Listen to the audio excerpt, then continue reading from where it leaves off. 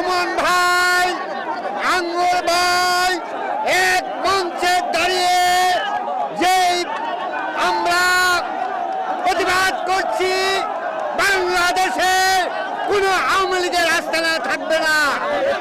শেখ হাসিনার রায় অবিলম্বে কার্যকরী করা হোক।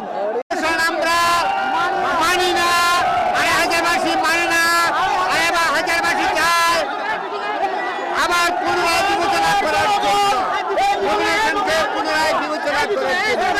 আমাদের জনগণ এই নমিনেশন মানে না, এই নমিনেশন প্রত্যাহার করতে হবে, প্রত্যাহার করতে হবে এই নমিনেশন।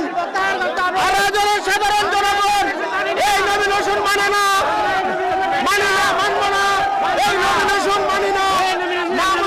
সুমন সাহেবের পক্ষ থেকে আমরা প্রতিবাদ জানাই, এই নমিনেশন আমরা মানি না।